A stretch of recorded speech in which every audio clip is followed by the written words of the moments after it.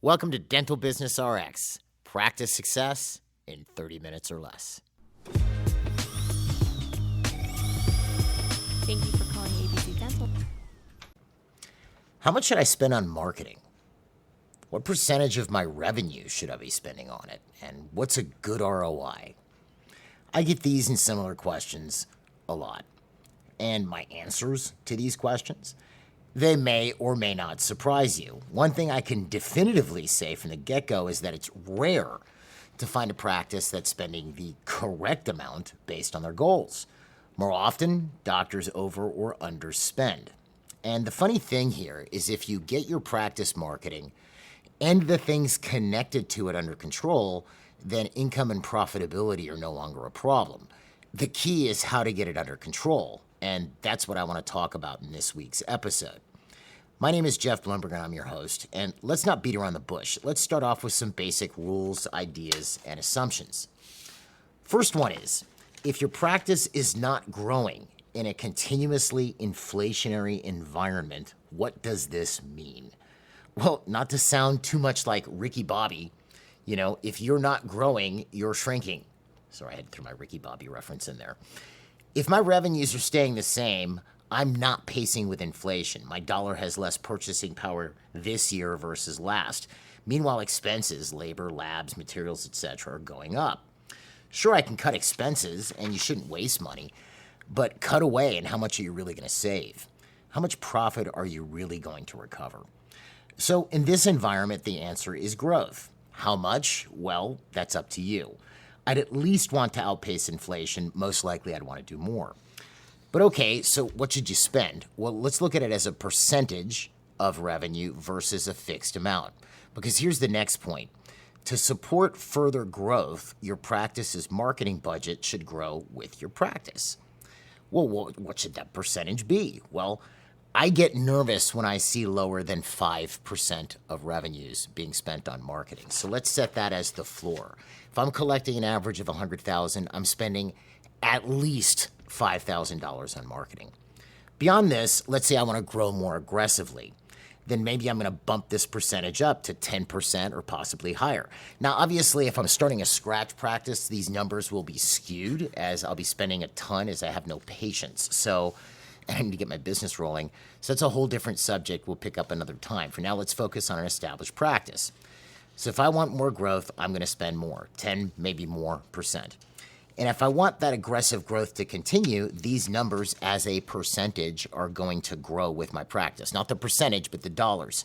So if we're collecting $100,000, and let's say I want aggressive growth and I've decided to spend $10,000 or 10% rather on my marketing. So we're doing 100, I'm spending 10,000. Now we do 150 because my marketing's working for a month or two. Well, I'm going to bump up my marketing amount. I might go to 12, 13,000, possibly 15, 10% of 150.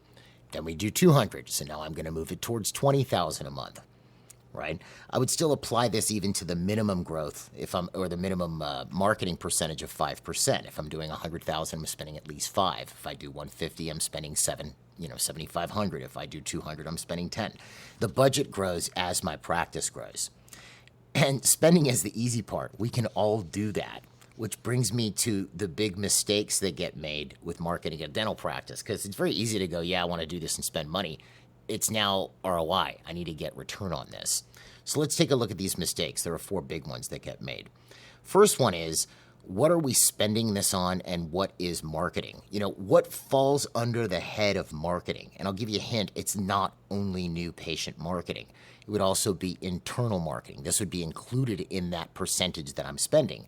Whether it's newsletters, text campaigns, posters, I'm putting up cool posters for implants or keep your recall appointment. I probably wouldn't use the word recall. Make sure you have your checkup scheduled, signage, etc., to attract people, right? So I wouldn't just be focusing on external marketing. I'd be doing some focus on internal as well. And I've told this story before, but I've heard it in different variations over the years. I had a client come tell me once they were upset because they had a patient come back for their checkup and they had Invisalign. Patient told me, yeah, I have Invisalign. This doctor did Invisalign. This patient had gone elsewhere to get Invisalign. So the doctor, suspecting maybe they went somewhere to get it cheaper, asked him, well, did you know that we did Invisalign? And the patient said, no, I had no idea. I thought you didn't do this. So had the patient known, they would have come into the practice and done it in the doctor's practice. When they asked him how much they spent on it, it was about the same as what the doctor charged. So don't assume that your patients know absolutely, just because they've been in the practice, absolutely everything you have to offer. If you do implants, FMR type cases, veneers, anything, make sure your patients know about it. You need to market to these people. And you need to market to them consistently. You know, we can get into this frame of mind. Well, I sent them a letter that we now do Invisalign. Okay, you sent that letter 4 years ago. You've got a bunch of new patients since then. Part of marketing is a repetition of message, so it should be in your newsletters. It's a regular communication that's going out to your patient base. Because keep in mind, marketing makes people want something, okay? So that doesn't just apply to new patients. So that's the first mistake. Second mistake is your marketing effective? Okay, so this has a lot to do with what you're doing, but let's walk through this. If I'm spending a bunch of money and it's not producing any result, well, there's something that's wrong, and I'll break this down here real quick. But this is a key thing to consider, and your marketing's effectiveness breaks down into two parts. First is, am I attracting the public that I'm marketing to?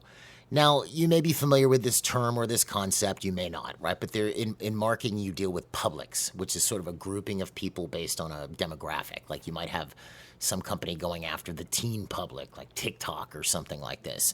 Or you have a company that sells Winnebagos and they're going after the retired public, people over the age of 55 who make this much per year, right? So if, let's say I want to do a bunch of restorative work or implants, I would want to make sure that I'm marketing to the public who would most be in need of that. So I'm not going to market implants to a bunch of college kids, right? I'm going to market them to people who are probably over 40 that are going to potentially need implants or restorative work. And that's sort of like what an implant funnel does to a degree. It sort of casts a wide net, and then it picks out the people who are actually missing teeth and might need implants. You might also just have a general family practice and you want to just attract, people with mouths, right? In which case you just send out to people in your neighborhood, right? But the bigger point of this, beyond who I'm marketing to, is the marketing actually effective? Well, how do I know if my marketing's doing its job? What is it going to do? If I send out a postcard or if I'm doing Google pay-per-click or Facebook or whatever it is that I might be doing, how do I know it's actually working? What is it going to create? Well, it's not going to give me a new patient. It's going to give me a phone call, or it's going to give me a form lead if somebody goes to a website and fills something in. If I'm marketing to my patients of record about, let's say, implants, it's not going to sell 4 implants. It's going to give me a patient who's interested to know about implants. Marketing creates want, interest, and response, right? I'm not just marketing to market. I'm trying to create want, interest, and response. So it's going to give me a response. That's how I can tell if my marketing is working. And, in my career, I don't know how many times I've looked at this where someone tells me their marketing isn't working, and we look and they're getting tons of responses to their marketing. They're just not turning those into patients, which brings me to the next key point. If I'm marketing, am I optimized? These are, mistakes that get made. Am I optimized, or at least working toward optimization? I'm not going to wait to market till I'm perfect, but am I at least trying to make things better, or am I optimized internally to maximize my marketing's effectiveness and return on investment? This is a really big one. So let's say I get a bunch of responses and only 2% of the people scheduled, right? That's not good. I get 100 responses and I schedule 2 people. Or I get 50% of the responses scheduled and nobody buys anything. These are things that happen internally in the practice. These are not marketing problems per se, but what they actually are what we might call a marketing adjacent problem. And these problems are conversions and sales. And if I'm marketing, even internally or externally, and just to clarify, by internally I mean to patients of record and externally for new patients, right? But if I'm doing marketing and these areas in my practice are weak, conversion and sales, they will completely screw up my ROI and my marketing budget. So let me give you some simple explanations on this, because you might be listening to this in the car, so I don't want to make the numbers too crazy. Let's say I get 100 phone calls off of a postcard campaign or a Google campaign. Let's say this cost me $10,000 to get 100 responses. That might cost you more. It depends on, cost vary on where you are or whatever. But just for simplicity, we're using these numbers. I get 100 phone calls. I spent 10 grand. Okay. My receptionist doesn't convert. Doesn't mean that they're a bad person. Keep in mind, there could be many reasons why they're not converting. They could be untrained. They may have a bad attitude. That's possible. They may be really busy. I've seen that where I've called a practice and been put on hold 6 times before they even know who I am because the person who's answering the phone is overloaded or the phone doesn't get answered at all. So I got 100 calls and we only convert 22 of these to become new patients. So you get the math so far. I spent 10K, got 100 phone calls, converted 22. I just spent $455 for every new patient I got off of that campaign. Conversely, let's say I have a killer receptionist who is extremely on the ball. They convert out of these 100 phone calls, 70 of these people, 70. So I spent $10,000. I got 70 new patients. My cost per new patient was $142, $142. I don't think I need to explain this any further, right? So you see, that had nothing to do with my marketing itself. My marketing did its job. It got me 100 phone calls. And again, that's how I can tell if my marketing's doing its job or not. If I'm spending a bunch of money and I'm getting very few leads, that's not a great thing. But one thing to keep in mind is it depends on what kind of lead I'm trying to get. Because let's take 2 examples of this before I go back to what I was just talking about. I'm digressing here. But this is important because I've seen people misunderstand this.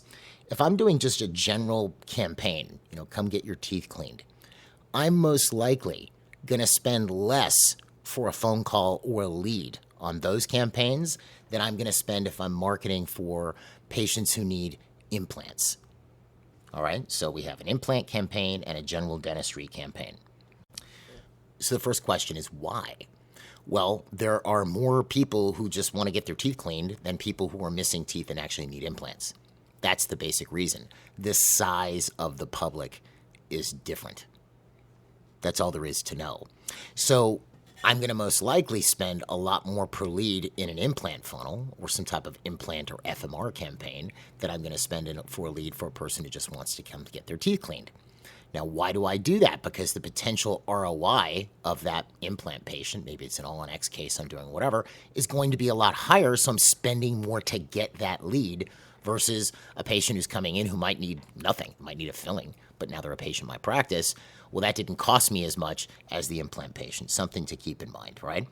The other thing to keep in mind when you see situations like this where the conversion is low is sometimes it doesn't have to do with the receptionist at all.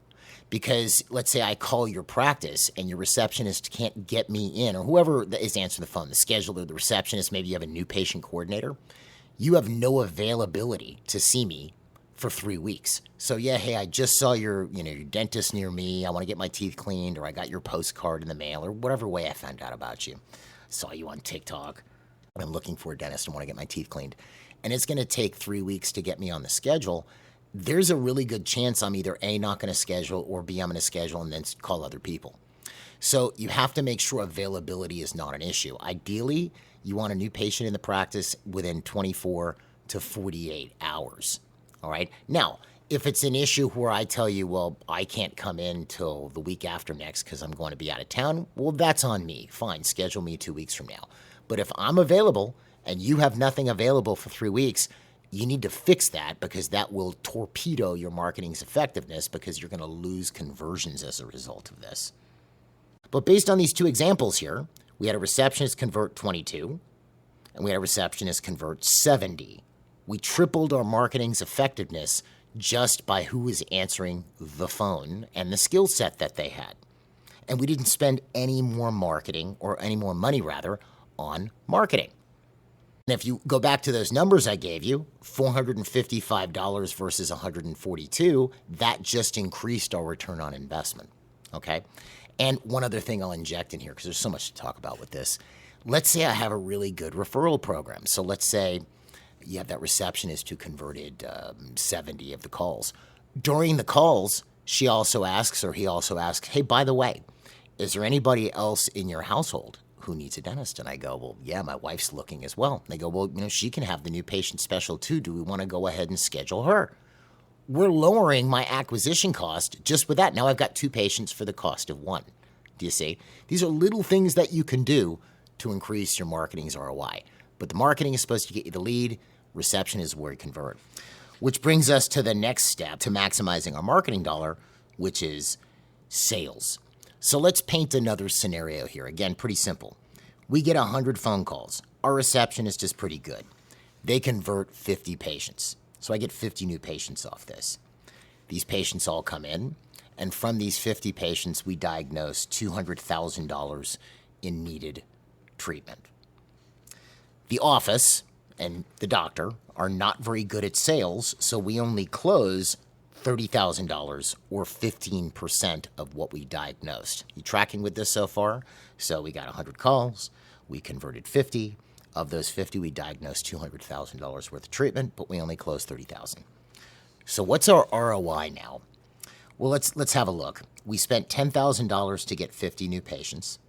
Let's say they came in for a new patient special, which we were charging $99 for each person. So that's about $5,000. And we diagnosed $200,000 and closed 30.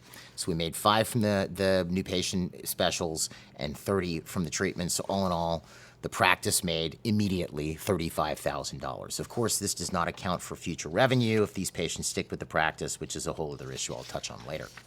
So ROI, we spent $10,000 and we made 35, which is 3.5 to 1. Not great. Conversely, same scenario. We spent $10,000, we got 100 calls, we got 50 new patients, we diagnosed $200,000 in treatment, but we closed 60% or 120,000. What's our ROI now? Well, we make 5,000 from the 50 new patients who came in for the new patient special, and 120,000 in treatment we sold, or 125 total. So our ROI, we made 125, spent 10, is 12.5 to 1. So now the funny thing is we call that our marketing ROI. But do you notice that beyond the calls, do you notice how it had nothing to do, our ROI, with our postcard or our marketing campaign? It had nothing to do with it. It had to do with conversion, and it had to do with sales. And it's probably about high time for my shameless plug. If sales is an issue, conversion, because it is in most offices, it's in my view, two of the worst things. Sales and retention are 2 of the biggest problems in dentistry, business-wise.